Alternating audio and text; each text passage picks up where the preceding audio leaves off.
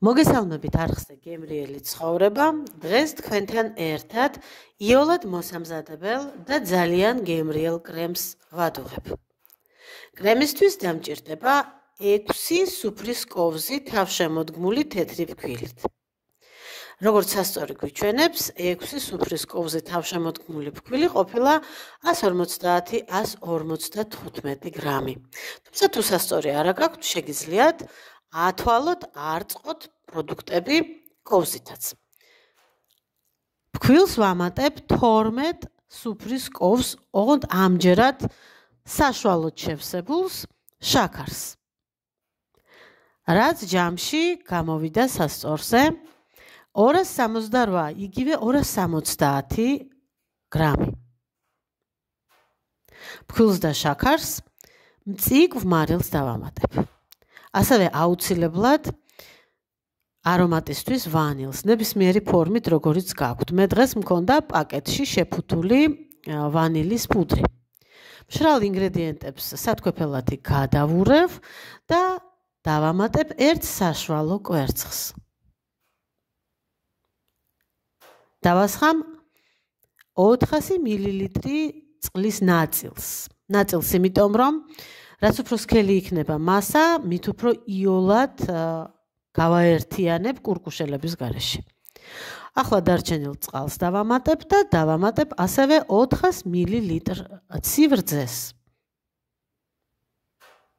ამ ყველაფერს აუცილებლად გადავცრი საცერზე, რომ არ დარჩეს კვერცხის ძაფები და ფქვილის კურკუშელები. აქვე ვიტყვი იმასაც, რომ თავისუფლად შეგიძლიათ გამოიყენოთ როგორც სოფლის რძე, ასევე სოფლის ნატურალური კვერცხი.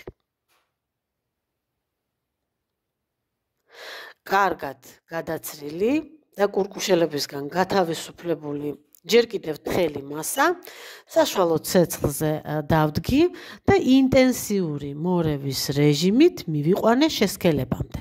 შესქელებისას შეიძლება მოგვეჩვენოს, რომ მასა დაკურკუშელავდა, თუმცა გააგრძელეთ ინტენსიურად მორევა, მასა ბოლომდე კარგად შესქელდება და საბოლოოდ წამოდუხდება. გაიკეთებს კრატერებს, ბუშტებს, რომლებიც გასკდება და იქიდან ცხელი ორთქლი ამოვა.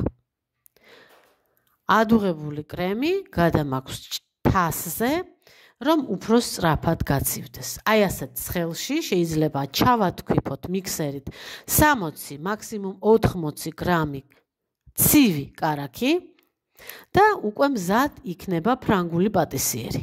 თუმცა მე დღეს კონტაქტში დავაფარე ცხელ ფაფანაკს ცელოფანი, რომ არც კონდენსატი გაეკეთებინა და არც ქერქი შეგრილებისას, მივიყვანე ოთახის ტემპერატურამდე და ოთახის ტემპერატურისვე კარგად დარბილებული 120 გრამი კარაქი ჯერ ცალკე გავთქვიფე, შემდგომ კი თითო სუფრის კოვზი ოთახის ტემპერატურის ფაფანაკში შევიყვანე.